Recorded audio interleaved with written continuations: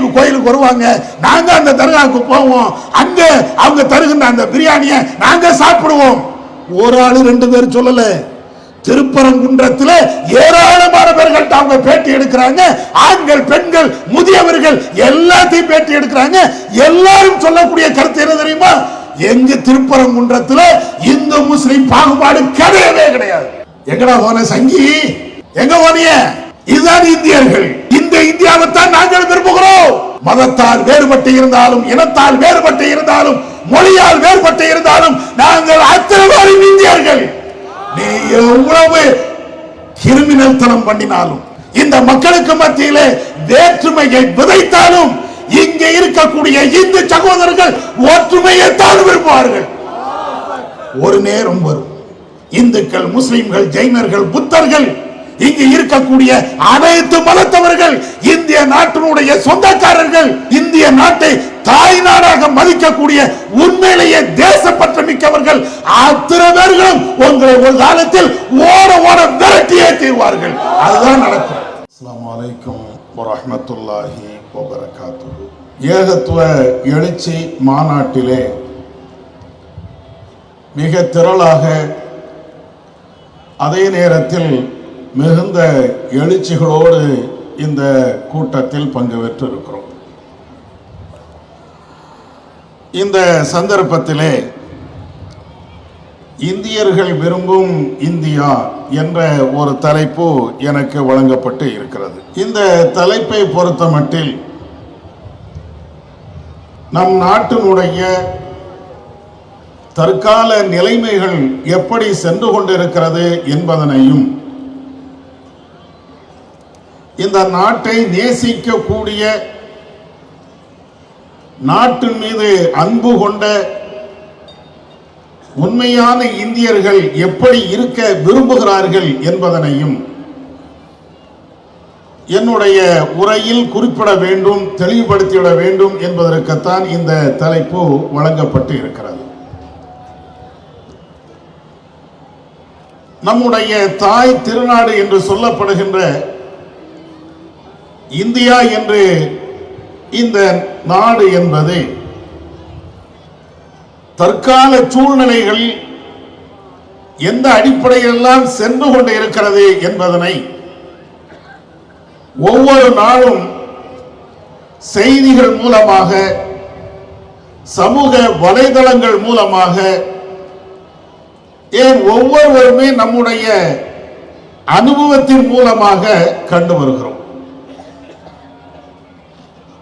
ஒரு கட்டத்தில் இதை அரசியல்வாதிகளே பேசுகிறார்கள். இந்தியா என்பது ஜனநாயகத்தை இழந்து கொண்டு வந்து கொண்டே இருக்கிறது.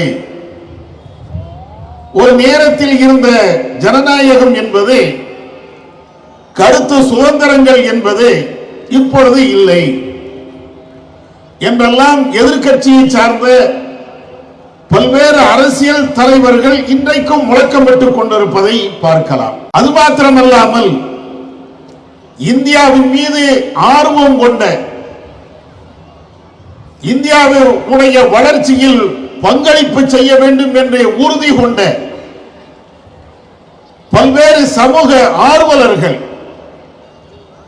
பேருக்கு பட்டத்திற்காக வேண்டிய சமூக ஆர்வலர் என்று போடுவார்களே, அவர்கள் அல்ல, உண்மையிலேயே இந்தியா மீது மதிப்பும் நல்ல எண்ணமும் கொண்டவர்கள்.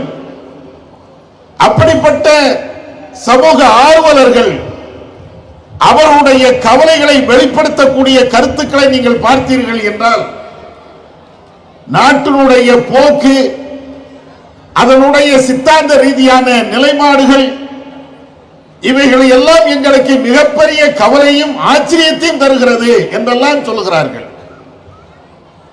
இன்னும் சில அறிஞர்கள் மீண்டும் ஒரு சுதந்திர போராட்டத்தை நடத்த வேண்டிய சூழலுக்கு இந்தியா சென்று கொண்டே இருக்கிறது என்ற கருத்தை எல்லாம் முன்வைக்கிறார்கள். இந்தியாவுடைய வளர்ச்சி வேண்டும், அதிலே மாற்று கருத்து இல்லை. அதே நேரத்தில் இந்தியாவுடைய போக்கு ஆட்சியாளர்களால் எங்கே திசை மாறி செல்கிறது என்பதை கவலைப்பட்டு இது போன்ற பல்வேறு கருத்துக்களை சொல்கின்ற நிலையெல்லாம் நாம் பார்த்து கொண்டே இருக்கிறோம். இது ஒரு பக்கம் இருந்தாலும் இந்தியர்கள் விரும்பக்கூடிய இந்தியா எது என்பதை தெரிந்து கொள்வதற்கு முன்னால் இந்தியாவினுடைய நிலைப்பாடுகள் இன்றைக்கு தற்கால சூழ்நிலையிலே எப்படி இருக்கிறது? இந்தியாவிலே பல்வேறு பெருநகரங்களிலே மின்சார வசதிகள் எல்லாம் முறையாக கொடுக்கப்பட்டு இருக்கிறது.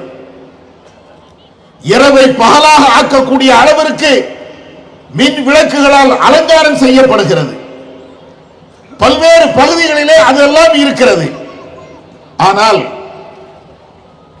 2025 இன்றைய காலகட்டத்திலே புள்ளி நிலவரத்தின்படி மின்சாரமே பார்க்காத, மின்சாரமே சென்று சேராத, மின்சாரம் என்றால் என்னவென்றே தெரியாத ஊர்கள், கிராமங்கள் இன்றைக்கும் இந்தியாவில் இருக்கிறது.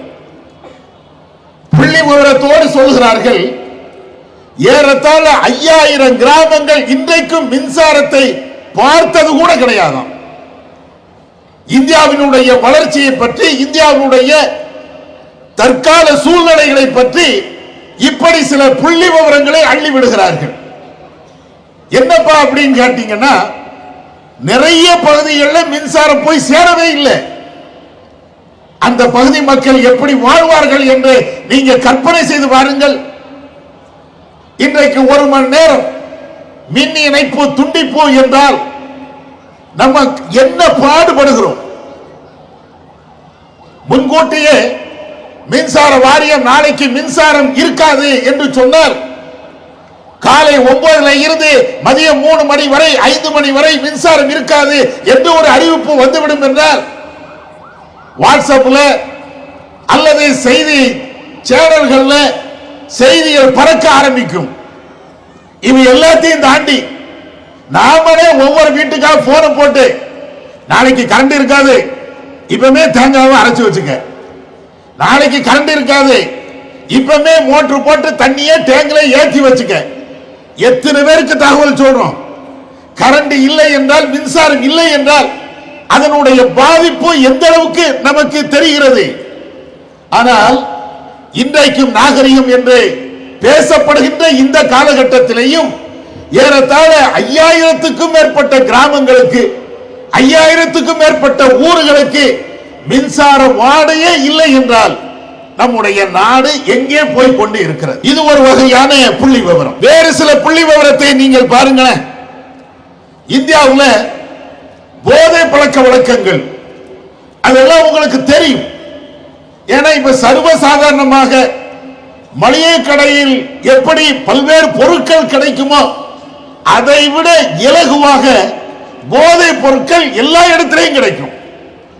ஒரு தேங்காய் கூட சில நேரங்களில் கிடைக்காது, காய்கறிகள் கூட சில நேரங்களில் கிடைக்காம போயிடும். எந்த விதமான தட்டுப்பாடு இல்லாமல், எந்த விதமான ஒரு தடையும் இல்லாமல் போற இடத்துல எல்லாம் உங்களுக்கு கிடைக்கக்கூடிய ஒரு பொருள் என்னவென்றால் போதை பொருள் தான். எவ்வளவு வேணும், எத்தனை கிலோ வேணும், எத்தனை வகையான போதைகள் வேணும், என்னென்ன விதத்தில் வேணும், எல்லாமே ரெடி. போதை பொருள் கிடைக்காத ஒரு இடம் உண்டா? ஒரு தெருக்கள் உண்டா? ஒரு ஊர் உண்டா? ஒரு கிராமம் உண்டா? மின்சாரம் இல்லாத கிராமங்கள் இருக்கும். ஆனால் போதை பொருள் கிடைக்காத ஒரு கிராமம் உண்டானா? அப்படி இல்லை. இந்தியா முழுவதும் அவ்வளவு போதை பொருட்கள், அவ்வளவு போதை பொருட்கள்ல மக்கள் தள்ளாடி கொண்டே இருக்கிறார்கள். இது நாம சொல்லக்கூடிய செய்தி அல்ல. பல்வேறு ஆய்வாளர்கள், பல்வேறு சமூகத்தை சார்ந்தவர்கள், இந்தியா மீது நம்பிக்கை வைத்திருக்கக்கூடியவர்கள், இந்தியா போதையில் அழிந்துவிடக் கூடாது என்று எண்ணக்கூடியவர்கள், அவர்கள் தருகின்ற அதிர்ச்சிகரமான தகவல் கொஞ்ச நெஞ்சம் அல்ல, பல கோடி ரூபாய் அளவிற்கு இந்தியாவில் போதை பொருட்கள் இன்றைக்கும் குவிந்து கொண்டே இருக்கிறது.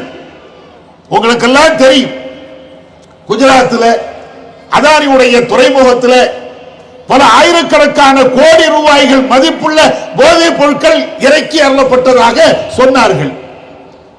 அவ்வளவு போதைப் பொருட்கள் வந்துச்சு அப்படின்னாங்க. இவ்வளவு போதைப் பொருட்கள் வந்தது என்ன ஆச்சு? ஒருத்தருக்கும் தெரியல.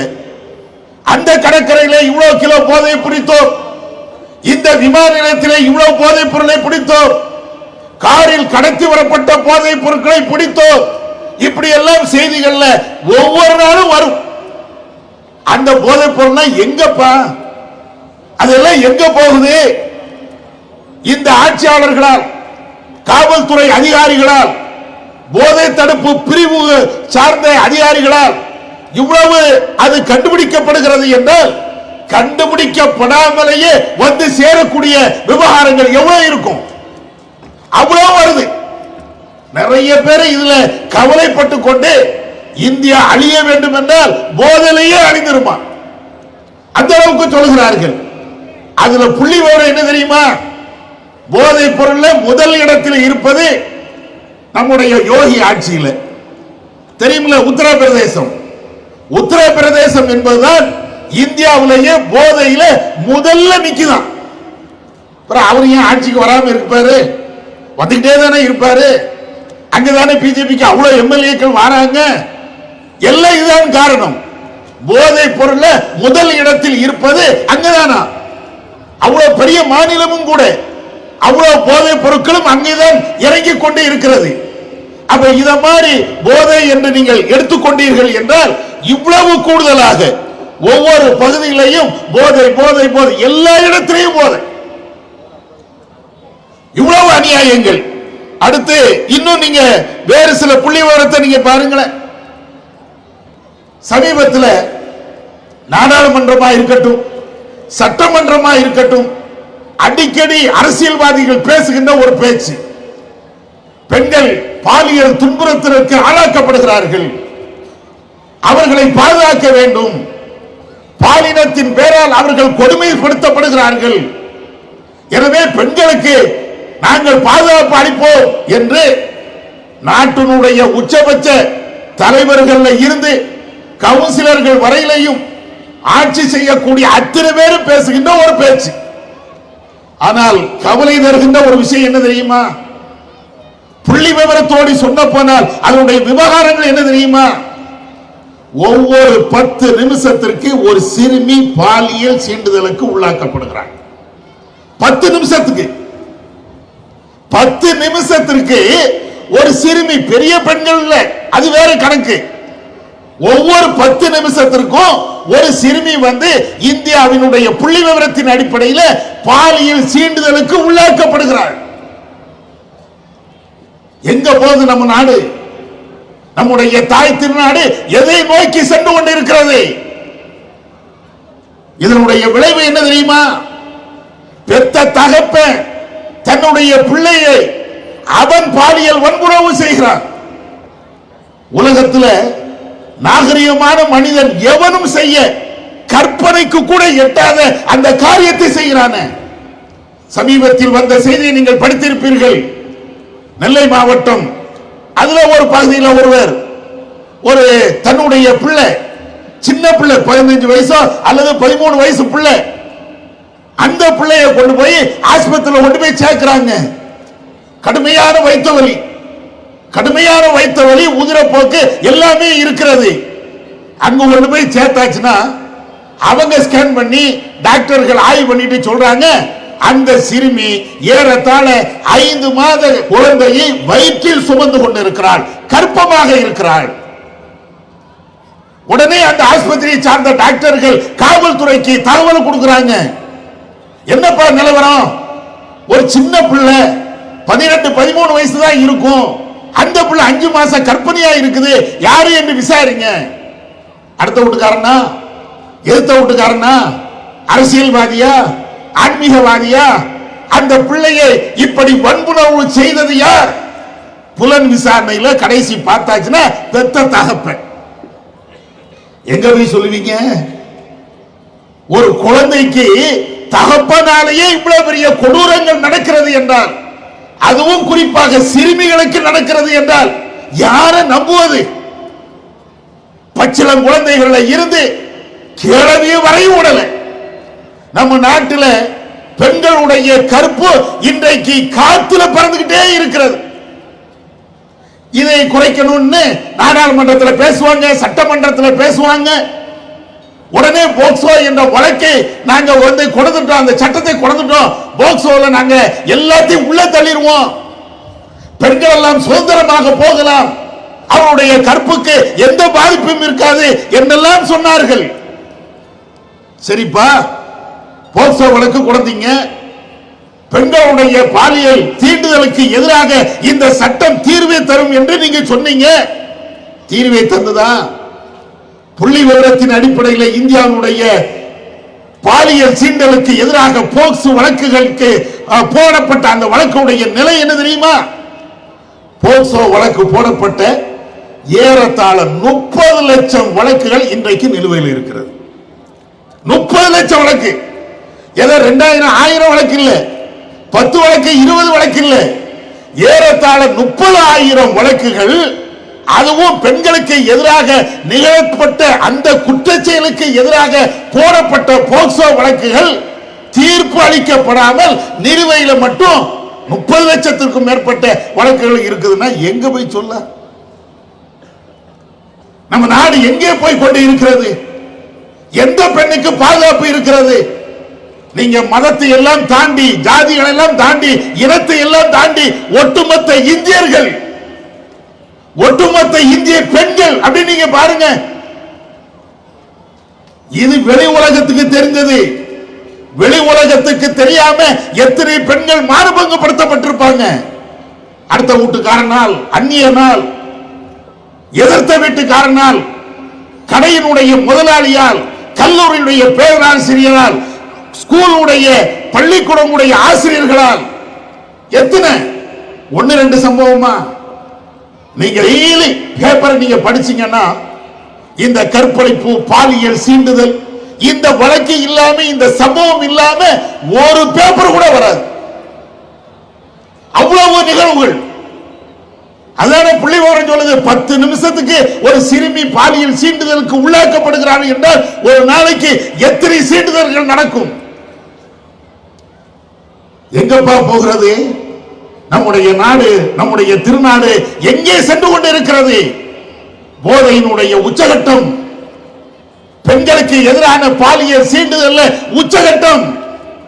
எந்த பெண்ணும் கற்போடு போய்விட்டு கற்போடு திரும்புகின்ற அளவிற்கு பாதுகாப்பு இல்லாத ஒரு சூழல்.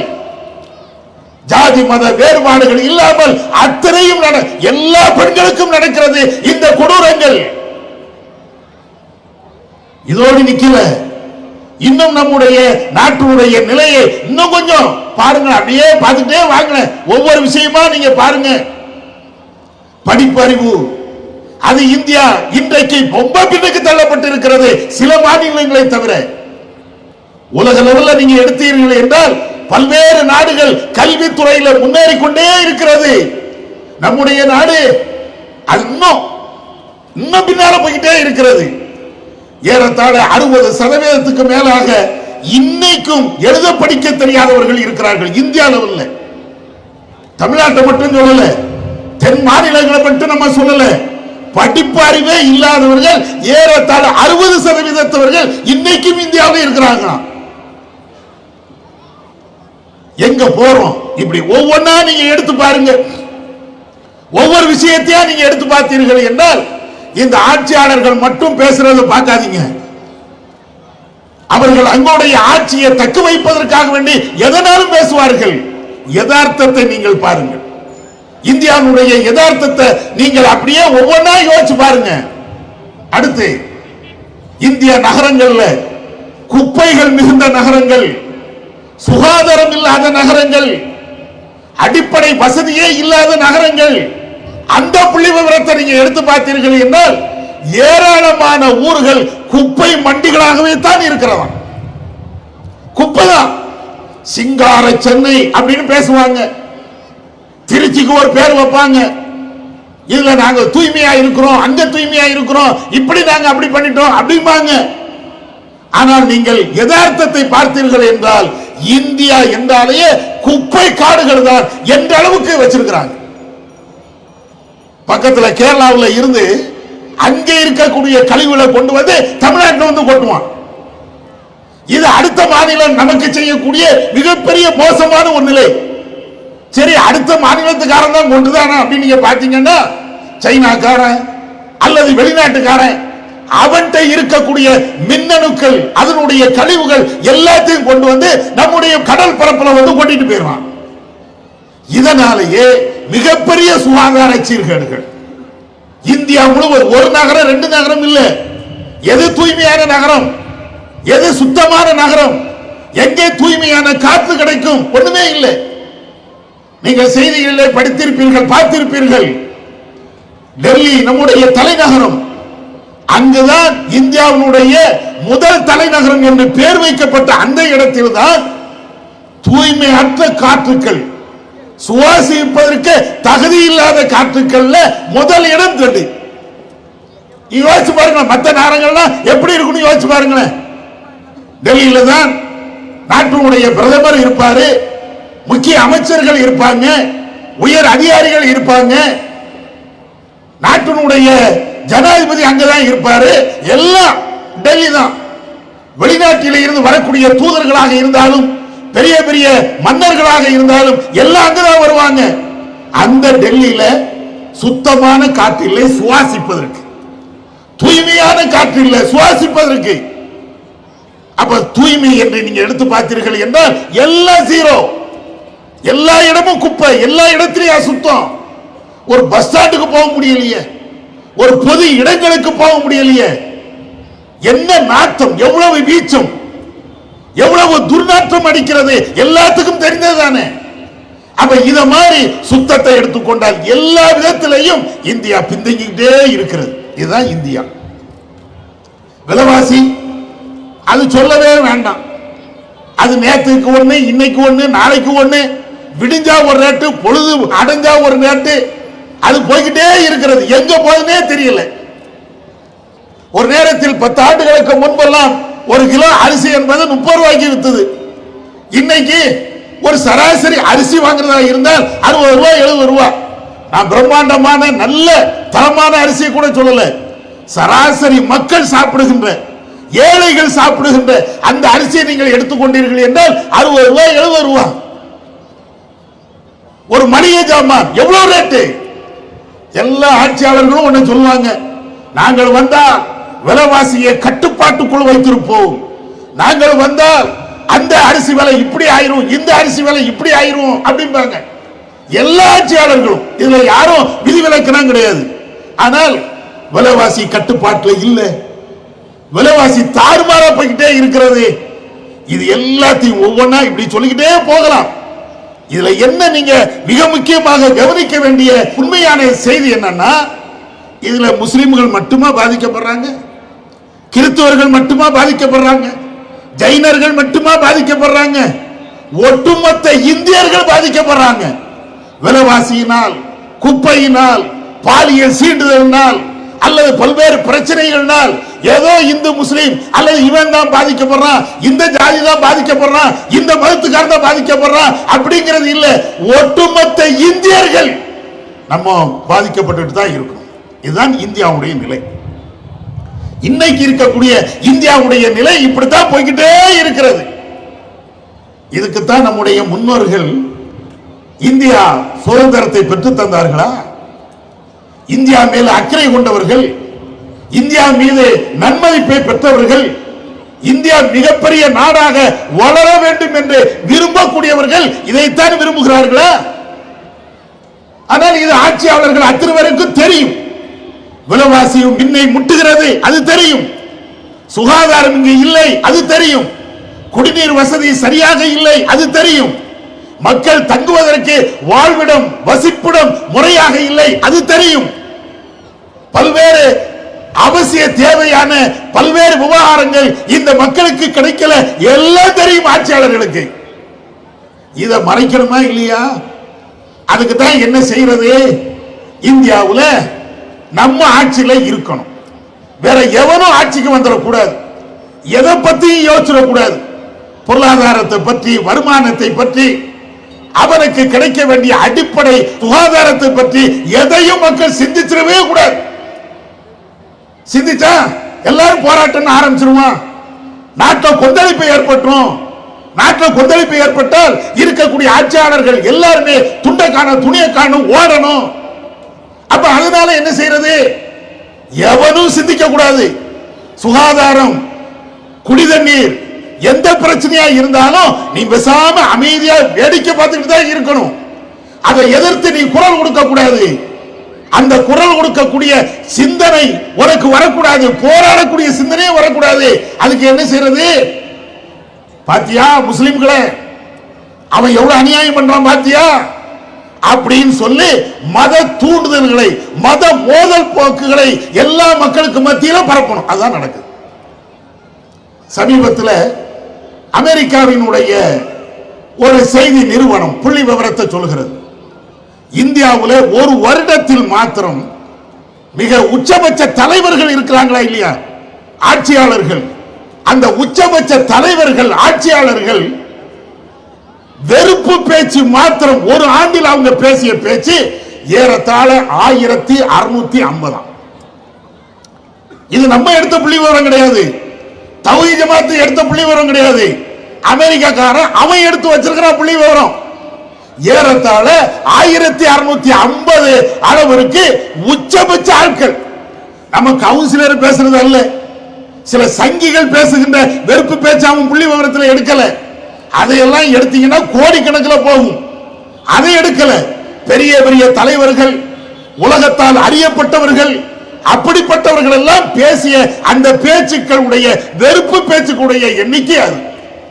அதுல குறிப்பாக நம்முடைய பிரதமர், பாரத பிரதமர், அவர் மாத்திரம் ஒரு ஆண்டுல, 10 ஆண்டு இல்ல, ஒரே ஒரு வருஷத்துல நம்முடைய மாத்திரம் இஸ்லாமியர்களுக்கு எதிராக மத மோதல்களுக்கு ஆதரவாக அவர் மாத்திரம் பேசிய பேச்சுக்கள் 63.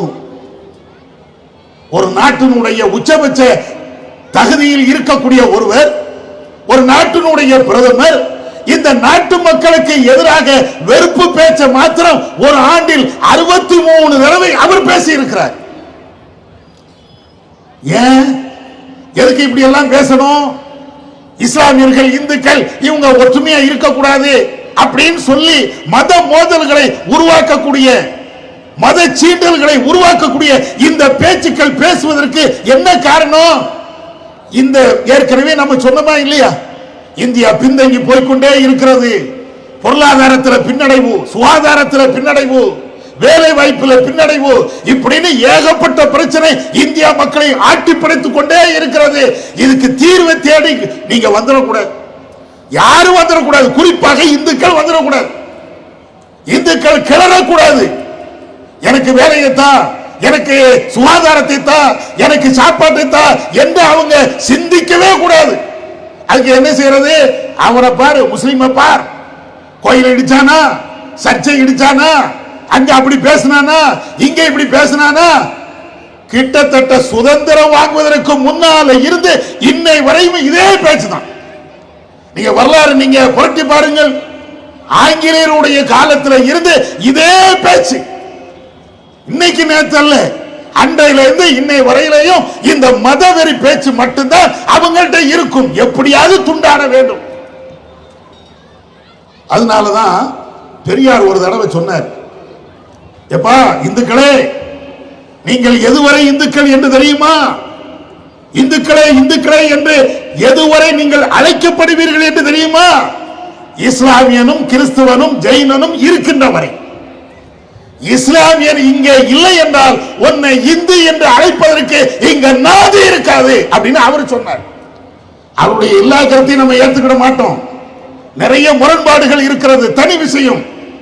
ஆனால் அவர் இந்து மக்களுக்கு சொன்ன கருத்து, இந்து மக்களே, இந்துக்கள் ஒன்றுபடுங்கள் ஒன்றுபடுங்கள் என்று உங்களை கூப்பாடு போட்டு அழைப்பார்கள். ஆனா இந்த முஸ்லிம்கள் இருக்கிற வரையும் தான். அதைத்தான் இன்னைக்கு நாம சொல்றோம். இந்தியாவில் இஸ்லாமியர்கள் இருக்கிற வரையும் தான் நம்மளை வச்சு ஒரு படம் காட்டிக்கிட்டே இருந்து ஆட்சியை தக்க வைப்பாங்க. ஆட்சியில அவங்க இருந்துகிட்டே இருக்கணும். இதை தவிர அவங்களுக்கு வேற எந்த நோக்கமும் கிடையாது. அதுக்காக வேண்டித்தான் இஸ்லாமியர்களை ஒவ்வொரு நேரமும் சீண்டிக்கிட்டே இருக்கிறது. திடீர்னு வருவான், பாகிஸ்தானுக்கு ஓடு அப்படிமா. சரிப்பா, பாகிஸ்தானுக்கு நாங்க போயிட்டா உங்க பிரச்சனை தீர்ந்துருமா? வாயே பேச மாட்டான். சரி நாங்க ஏன்டா பாகிஸ்தானுக்கு போகணும், பாகிஸ்தானுக்கு தான் போகணும். ஏன்ப்பா போகணும் அதையே சொல்லு, காரணத்தை சொல்லு. இன்னும் பிரதமர் அமெரிக்காவுக்கு போனாரு, அங்கே இருக்கக்கூடிய இந்தியர்கள் சட்டவிரோதமாக குடியேறியவர்கள் என்று சொல்லி வெளியில அனுப்பிட்டாங்க. நம்முடைய பிரதமர் பேசுகிறார், ஆம் எந்த நாட்டுக்கு போனாலும் அங்கே அந்நியர்கள் சட்டவிரோதமாக வந்தால் அந்த நாடு ஏற்றுக்கொள்ள கூடாது, சட்டவிரோதமாக வந்து அத்தனை பேர்களுமே நாடு கடத்தத்தான் பட வேண்டும் அப்படின்னு பேசினார்ல. அப்ப இது உண்மை என்றால் இந்தியர்களாக இருக்கக்கூடிய இஸ்லாமியர்களை பாகிஸ்தானுக்கு போ என்று சொல்வது எவ்வளவு முட்டாள்தனமானது. பிரதமருடைய பேச்சுக்கே நேர் எதிராக இல்லையா? ஒரு நாட்டில் அந்த நாட்டினுடைய மக்கள் குடியேற வேண்டும், அவங்க தான் அங்க இருக்கணும், அந்நியர்கள் வரக்கூடாது. உடனே நம்மளை பார்த்து சொல்லுவான், முஸ்லிம்கள் அத்தனை பேர் அந்நியர்கள் தான். என்னப்பா ஆதாரம்? நான் சொல்றது ஆதாரம், இதுதான் பேச்சு. அவங்க என்ன சொல்றாங்களோ அது மட்டும்தான் ஆதாரம். முஸ்லிம்கள் அந்நியர்கள் என்றால் போராட்ட களத்திலே, சுதந்திர போராட்டத்திலே இஸ்லாமியர்கள் பங்கு பெற்ற அந்த வரலாறை மறைக்க முடியுமா? எத்தனை பேர் இந்தியா சுதந்திரத்துக்காக வேண்டி போராடியவர்கள், இந்த நாட்டுக்காக வேண்டி போராடியவர்கள். அதனாலதான் நிறைய தலைவர்கள் இன்னைக்கும் சொல்லிக்கிட்டே இருப்பாங்க, இந்தியாவில் இருக்கக்கூடிய இஸ்லாமியர்கள் மற்ற நாடுகளில் இருக்கக்கூடிய இஸ்லாமியர்கள் மாதிரி அல்ல, இவர்கள் எங்கே இருந்தும் இறக்குமதி செய்யப்பட்டவர்கள் அல்ல. இங்கே இருக்கக்கூடிய நாடார்கள், செட்டியார்கள், வன்னியர்கள் அவர்கள் மதம் மாறி இஸ்லாத்துக்கு போனாங்க. அதைத்தான் நம்ம சொல்லல, மற்ற மதத்தவர்கள் இந்த நாட்டு மீது பற்று வைத்திருக்கக்கூடிய இந்தியர்கள் தெளிவாக சொல்லக்கூடிய வார்த்தையாதான். அப்ப நாங்க இந்திய நாட்டினுடைய எங்களுடைய தாய் நாட்டில் நாங்க இருக்கிறோம், நீ பாகிஸ்தானுக்கு போ, நீ அந்நிய, நாங்க எதுக்கு போகணும்? அதான் சில பேர் கேட்பாங்க, உனக்கு தேவைன்னா நீ பாகிஸ்தானுக்கு போ, உனக்கு தேவைன்னா சைனாக்கு போ, உனக்கு தேவைன்னா கள்ள விசா எடுத்துட்டு போ, அல்ல கள்ள தோணியில போ, நாங்க எதுக்குடா போகணும்? அதைத்தான் தெளிவாக இந்திய முஸ்லிம்கள் இன்றைக்கும் பேசிக்கொண்டே இருக்கிறோம். வாழ்ந்தாலும் செத்தாலும் எங்களுடைய தாய் நாட்டில் தான் வாழ்வோம், எவனுக்காக வேண்டி அஞ்ச மாட்டோம். இது எங்களுடைய தாய் நாடு, எங்களுடைய தாய் நாடு. அதே நேரத்தில் எங்களுடைய உரிமைகளை ஒரு காலத்திலையும் எவருக்காக வேண்டியும் எந்த அச்சுறுத்தலுக்காக வேண்டியும் நாங்கள் விட்டு கொடுப்பதற்கும் தயாராக இல்லை. அதெல்லாம் இங்க நடக்காது. நீ மிரட்டு, நீ எதுக்கு மிரட்டுத, எதுக்கு முஸ்லிம்களை கேடயமாக பயன்படுத்துற, எல்லாம் தெரியும், இந்து மக்களுக்கு தெரியும். அவர்களுக்கு கொடுக்க வேண்டிய எந்த உரிமையும் நீ வழங்காம இருக்கிற. ஆனா இந்துக்களை பாதுகாக்கிறோம், இந்துக்களுக்காக வேண்டிய குரல் கொடுக்கக்கூடிய ஒரே அமைப்பு நாங்க தான் அப்படின்னு பேசிக்கொண்டே இருந்தாலும் அவர்களுக்கு சுகாதாரத்தை கொடுத்தியா? அவர்களுக்கு வேலை வாய்ப்பை கொடுத்தியா? அவர்களுக்கு உண்மையான கல்வியை நீ கொடுத்தியா? அவர்களுக்கு தேவையான பொருளாதாரத்தை நீ கொடுத்தியா? அவர்கள் முன்னேறுவதற்குண்டான வழிகாட்டுதலை நீங்கள் கொடுத்தீர்களா? எத்தனை இந்துக்கள் இன்றைக்கும் வேலை இல்லாமல் பிச்சை எடுத்துட்டு இருக்கிறாங்க. நாங்கள் இந்துக்களை காப்பாற்றுவோம் காப்பாற்றுவோம்னா அவங்க யார் இந்து இல்லையா? அப்ப இவர்கள் பேசுகின்ற அனைத்து பேச்சுக்களுமே இஸ்லாமியர்களை கேடயமாக வைத்துக் கொண்டு ஆட்சியில இருக்கும். இவங்களுடைய ஆட்சியினுடைய பிரதமருடைய நிலையை சமீபத்தில் மோடி அமெரிக்காவுக்கு போயிட்டு வந்த அந்த நிகழ்வுகளை எடுத்து சொல்றாங்க. ஒரு ஆள் எழுதியிருக்கிறார், நம்முடைய கருத்து கூட கிடையாது, ஒரு இந்து சகோதரர் தான். அது இப்ப பேஸ்புக்ல வைரலாகவே பரவிக்கொண்டே இருக்கிறது. அவர் சொல்றார், எனக்கு மோடியை பிடிக்காது, ஆனால் மோடி அவமானப்படுத்தப்பட்டதன் மூலமாக நான் மிகப்பெரிய மனவேதனை அடைந்திருக்கிறேன். மோடி எனக்கு பிடிக்காதுதான், ஆனாலும் என்னுடைய நாட்டினுடைய பிரதமர், இந்த பிரதமர் வெளிநாட்டில் போய் அவமானப்படுத்தப்படுவதை என்னால் தாங்கிக் கொள்ள முடியல. ஏன்? அது எனக்கும் அவமானம். எதை சொல்றாரு? இங்க இருந்து மோடி வந்து போயிட்டார் அமெரிக்காவுக்கு. போனா இங்க இருக்கக்கூடிய அந்த கட்சியை சார்ந்தவர்கள் அல்லது அவரை ஆதரிக்கக்கூடியவர்கள் எல்லாருமே எங்க தலை போயிடுச்சுப்பா, பாரு இன்னைக்கு ட்ரம்ப் என்ன வழி பண்ணுவாருன்னு பாரு அப்படின்னு இங்க பீலா விட்டுக்கிட்டே இருந்தாங்க. நம்ம ஜி அங்க போனாரு, பிரஸ் மீட் அவரை சந்திச்சதே கிடையாது. அங்க பிரஸ் மீட் நேருக்கு நேர கேட்டுக்கிட்டே இருக்கிறாங்க. கேட்டுக்கிட்டே இருந்தாச்சுன்னா ஒரு நிருபர் நேரடியா கேட்கிறாரு, மோடிட்டையும் ட்ரம்மும் 2 பேர் நிக்கிறாங்க. நிருபர் கேட்கிறாரு, என்ன கேள்வி? கடந்த ஆட்சியில் அமெரிக்காவில் இன்னொரு அதிபர் இருந்தார். இப்ப புதிதாக ட்ரம்ப் பதவியேற்று இருக்கிறார். அந்த ஆட்சி சரியில்லைன்னு மக்கள் மாற்றி இவரை ஆதரிக்கிறாங்க. உங்களுக்கு யாரை பிடிக்கும்னு கேட்டாங்க. நம்ம ஆளுஜி அப்படியே முழிக்கிறார், அப்படியே நிக்கிறார். என்ன அவன் கேட்டது ஆங்கிலம், இவருக்கு புரிஞ்சுதா புரியலையா என்னன்னு தெரியல, இப்படியே நிக்கிறாரு. அங்க ட்ரம்ப் இப்படியே பார்க்கிறாரு, யார மோடிய இப்படியே பார்க்கிறாரு. மோடி ஏதோ கவுண்டர் பண்ணி சிரிச்ச மாதிரி சிரிச்சுக்கிட்டே நிற்கிறாரு. என்னப்பா அப்படின்னு ஒன்று, சரி ரைட்டு, அங்கேருந்து பதில் வராது. ட்ரம்மு அவரே பதில் சொல்றாரு. என்ன இது உங்களுடைய கேள்வி, நீங்க தான் பதில் சொல்லணும், இருந்தாலும் நீங்க சிரிச்சுக்கிட்டே நிற்கிறீங்க, நான் பதில் சொல்றேன். இந்த சம்பவத்தை வீடியோவில் வைரலா பரப்பிட்டு இருக்கிறாங்க. இதைத்தான் இந்த சகோதரர், ஒரு இந்து சகோதரர் எழுதுறாரு, என்னுடைய பிரதமரை அங்கே இழிவுபடுத்துறாங்களே, அது என்னால எப்படிப்பா தாங்க முடியும்? அவர் எனக்கு பிடிக்காதான், அது தனி மேட்ரு. ஆனாலும் என்னுடைய நாட்டினுடைய பிரதமர், ஒரு பிரதமர் கேவலப்படுத்தப்படுகிறார் என்றால் என்னுடைய நாடு கேவலப்படுத்தப்படுகிறது அர்த்தம். அந்நிய தேசத்திலே, அந்நிய நாட்டிலே என்னுடைய நாடு தலை நிமிர்ந்து நிற்க வேண்டாமா அப்படின்னு சொல்லிட்டு அவர் வைக்கக்கூடிய கோரிக்கை என்ன தெரியுமா? அடே சங்கிகளா, நீங்க யாருனாலும் ஆளுங்கடா, நீங்க யாருனாலும் நீங்களே ஆட்சி பண்ணிக்கிட்டே போங்கப்பா, ஆனா ஒரு நல்ல பிரதமரை வைங்கடா, அறிவார்ந்த பிரதமரை வைங்கடா. அதுதான் என்னுடைய கோரிக்கை, வேற ஒண்ணுமே கிடையாது. ஏன்னா நாங்களும் சரி, எங்களுடைய நாட்டினுடைய தலைவர்களும் சரி, இன்ன பிற நாட்டவர்களால் எங்களுடைய நாடு ஒரு காலத்திலையும் கேலிக்கும் கிண்டலுக்கும் உள்ளாக்கப்படக்கூடாது. இது ஒட்டுமொத்த இந்திய மக்களுடைய 40 கோடி மக்களையும் இழிவுபடுத்தக்கூடிய ஒரு செயல். நாங்களும் அதான் சொல்றோம். பிரதமர் எங்களுக்கு பிடிக்காது, அது வேற மேட்ரு, இருந்தாலும் எங்களுக்கும் பிரதமர் தான். ஏன் பிடிக்காது? அவருடைய தனிப்பட்ட வாழ்க்கையை வைத்து எங்களுக்கு மோடி பிடிக்காது என்று நாங்கள் பேச மாட்டோம். தனிப்பட்ட முறையில் எங்களுக்கும் அவருக்கும் எந்த கருத்தும் கிடையாது. எப்ப பார்த்தாலும் வெறுப்பு பேச்சு பேசுறாரு, எப்ப பார்த்தாலும் முஸ்லிம்களை சீண்டிக்கிட்டே இருக்கிறார், எப்ப பார்த்தாலும் முஸ்லிம் சரியில்லை சரியில்லை அப்படின்னு பேசிக்கிட்டே இருக்கிறார். ஏதோ ஒருக்க பேசினாரு, திரும்ப அதுல இருந்து திருந்திட்டாருன்னா ஒன்னும் பிரச்சனை இல்லை. 24 மணி நேரமும் முஸ்லிம்கள் முஸ்லிம்கள் முஸ்லிம்கள்னு தஸ்பீஹ் பண்ணிக்கிட்டே இருந்தா அவங்க வாயில இதை தவிர வேறு எதுவுமே வராது. நாங்க நாட்டை காப்பாற்றுவோம், நாட்டுக்கு அதை செய்வோம் இதை செய்வோம் அப்படின்னு 1-2 பேசினாலும் என்னப்பா செஞ்சீங்க அப்படின்னு புள்ளி விவரத்தோடு கேட்டால் பதில் இல்லை. நாடாளுமன்றத்தில் நிர்மலா சீதாராமன் போய் புள்ளி விவரத்தோடு நம்ம ஆட்கள் கேட்டாங்க. வந்தது பார்க்கணுமா அந்த அம்மாவுக்கு கோபம், வந்து போய் பார். இப்படித்தான் ஒரு அறிவாளிகள் இப்படி பேச மாட்டாங்க.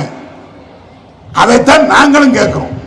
நீங்க எல்லா மக்களுக்கும் நன்மை செய்வீர்கள் என்று உங்களுடைய கொள்கை இருக்கும் என்றால் ஜாதி மத வேறுபாடு இல்லாமல் அத்தனை பேருக்கு நன்மை செய்யுங்க. ஏதோ முஸ்லிம்கள் முஸ்லிம்கள் இப்படின்னு எவ்வளவு நாளைக்கு தான் நீங்க வண்டி ஓட்ட போறீங்க? முஸ்லிம்கள் நாங்க பேசாம அமைதியா இருந்துட்டான்னு வைங்க, மோடி தான் பிரதமர் என்று எல்லா முஸ்லிமும் சொல்லிட்டான்னு வைங்க, அவ்வளவுதான். மோடியை முதல்ல ஆட்சியில இருந்து தூக்கி எறிகிறது இந்த இந்து மக்களா தான் இருப்பாங்க. அப்ப அதனால முஸ்லிம்களுக்கும் பிரதமர் மோடிக்கும் தனிப்பட்ட எந்த விரோதம் கிடையாது. எப்ப பார்த்தாலும் பொய்யான வரலாறை சொல்கிறார், தவறான தகவல்களை மக்களுக்கு மத்தியில் சொல்லி அவர் ஏமாற்றுகிறார். அதுதான் எங்களுக்கும் அவருக்குள்ள பிரச்சனை. நியாயத்தை பேசுங்க, தர்மத்தை பேசுங்க, உண்மையை நீங்க பேசுங்க. உண்மையை நீங்கள் பேசியிருந்தீர்கள் என்றால் எங்களுக்கு எந்த பிரச்சனையும் கிடையாது. அப்ப ஒரு பிரதமர் இன்னொரு நாட்டில் போய் அவர் இவ்வளவு அவமானப்படுத்தப்படுவதை யார் தான் ஏற்றுக்கொள்ள முடியும்? அது மாத்திரமா, இங்க இருந்து இந்தியர்கள் அமெரிக்காவுக்கு சட்டவிரோதமா போயிட்டாங்க. போனா ஏதோ தீவிரவாதிகளை பிடிச்ச மாதிரி கையில விலங்கு போட்டு, கைகள்ல விலங்கு போட்டு, இடுப்புல சங்கிலியால இடுப்புல சுத்தி கட்டி, அப்படியே ஏதோ ஒரு பெரிய தீவிரவாதியை கூட இப்படி கூட்டு வர மாட்டாங்க. ஏதோ பொழப்பு காட்டி போயிட்டான். போனவன யார் நினைக்கிறீங்க? முஸ்லிம்களா? இந்து சகோதரர்கள் தான். அதுல பெரும்பான்மை குஜராத்துக்காரன், ராஜஸ்தான்காரன், அங்க உள்ள ஆட்கள் தான் போயிருக்கிறாங்க. இவ்வளவும் போய் அந்த மக்களை அவங்க திரும்ப கூட்டு வரும்போது, நாடு கடத்தப்பட்டு அவங்க விமானத்தில் கொண்டு வரப்படுகின்ற பொழுது சங்கிலியை கொண்டு பூட்டி கொண்டு வர எல்லா பத்திரிகைகளும் அதை என்னங்க இது பெரிய அநியாயமா இருக்குது. சரி சட்டவிரோதமா வந்துட்டான், அவனை நீங்க பிடிச்சிட்டீங்க, சரி அடுத்த பிளைட்ல ஏத்தி அனுப்புங்க. அனுப்புறதுல எங்களுக்கு மாற்றுக்கிறது கிடையாது. ஆனா ஒரு கண்ணியமா ஒரு மனுஷங்கிற அடிப்படையில், அத ஒரு மனிதாபிமான அடிப்படையில் நீங்க நடக்கலாம்ல. இதை எல்லா பத்திரிகைக்காரன் கேட்கிறான். கேட்டா நம்ம ஆட்களுக்கு, யாரு நம்ம பிரதமருக்கு அல்லது அந்த கட்சியை சார்ந்தவங்களுக்கு பிடிக்குமா? நியாயமான கேள்வி இந்துக்கள் கேட்டுட்டாங்கன்னா, முஸ்லிம்கள் கேட்டா அவனுக்கு அதுதான் வேலைன்னு போயிருவாங்க. இந்துக்கள் கேட்டாச்சுன்னா பதில் சொல்லணுமா இல்லையா? வேற வழியே இல்லை. விகடனை வந்து உடனே அவனுடைய வெப்சைட்டை க்ளோஸ் பண்ணு. அவர் ஒரு கார்ட்டூனை போட்டாங்க, விகடன் பத்திரிகை ஒரு கார்ட்டூனை போட்டாங்க. என்ன கார்ட்டூனு? அமெரிக்காவுக்கு இவர் போறாரு, ட்ரம் இருக்கிறாரு, மோடி வந்து அவர் எதுவுமே பேசாம இருக்கிறாரு. அதை தெளிவுபடுத்துவதற்காக வேண்டி, குறிப்பாக நாடு கடத்தப்படுகின்ற இந்தியர்கள் நடத்தப்படுகின்ற அந்த விதத்தை தெளிவுபடுத்தணும் அப்படிங்கிறதுக்காக வேண்டி மோடிய அவர் கையில ஒரு சங்கிலியை போட்டு கட்டின மாதிரி ஒரு கார்ட்டூன். இன்னைக்கு என்ன ஆகி போச்சு? நம்ம ஆட்கள், மத்திய அரசாங்கம் அதை தடை செய்ததாக வெளியில பேச்சு நடக்குது. ஆனா இப்ப அந்த வெப்சைட் வந்து முடக்கப்பட்டு இருக்கிறது. அது உண்மை. இப்ப என்ன ஆகி போச்சு? இந்த கார்ட்டூன் போட்டது தானே நீங்க தடை பண்ணீங்க. அவன் ஒவ்வொருத்தருடைய வீட்லையும் அந்த கார்ட்டூன் வந்துருச்சு. எது? அந்த மோடிக்கு சைனை போட்டு கட்டின மாதிரி, ட்ரம்ப் பக்கத்துல இருக்கிற மாதிரி இந்த கார்ட்டூன் சித்திரம் என்பது எல்லாத்தையும் வந்துருச்சு. பேசாம அவன் கார்ட்டூன் போட்டா அவனுடைய கருத்து சுதந்திரம் விட்டு இருந்த அது அந்த பத்திரிகை வெப்சைட்டோடு நின்றுக்கும். இன்னைக்கு என்ன ஆகி போச்சு? ஒட்டுமொத்த இந்தியர்களும் ஒட்டுமொத்த இந்துக்களும் எல்லாரும் சேர்ந்து அதை பரப்புறாங்க. சங்கிகளுக்கு பதிலே சொல்ல முடியல. கோபம் தான் வருது. எப்ப ஏன் கோபப்படுற? அறிவு ரீதியாக சிந்தி நல்ல ஒரு சிந்தனையோடு நீ வாழு. அப்ப அவன் போட்ட கார்ட்டூன்ல என்ன தப்பு இருக்கிறது? கருத்து சுதந்திரம்.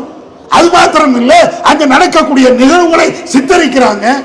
ஏன்னா ட்ரம்ப்ட்ட போய் இவர் பேசி நம்முடைய இந்திய மக்களுக்கு கண்ணியமான ஒரு வாழ்வை கொடுப்பார் என்பதை இவர் எடுத்து சொல்வார். இதுக்கு தான் அவர் போயிருக்கிறாரு அப்படின்னு எல்லாருமே நம்புனாங்க. அங்க போய் நின்றுட்டு ஒண்ணுமே பேசலன்னா, ஒரு பத்திரிகை என்ற அடிப்படையில் ஒரு தர்மத்தை சொல்ல வேண்டும் என்ற அடிப்படையில் யாராவது ஒரு ஆள் சொல்லத்தானே செய்வாங்க. சரிப்பா, இனிமேல் ஒழுங்கா நடப்போம், அதுதான் முடிஞ்சு போச்சு. அதுதான் ஒரு பிரதமருக்கு அல்லது ஆட்சியில் இருக்கக்கூடியவர்களுக்கு கண்ணியமான ஒரு வார்த்தை. அதை கூட சொல்லது. இப்ப இது இந்தியாவுடைய நிலை, தற்கால சூழ்நிலைகள் எல்லாம். இந்தியர்கள் எதை நாம இப்ப விரும்புகிறோம்? ஒட்டுமொத்த இந்தியர்கள் எதை விரும்புகிறார்கள்? எந்த இந்தியாவை விரும்புகிறார்கள்? வெறுப்பு பேச்சு பேசக்கூடிய அந்த பேச்சை விரும்புகிறார்களா?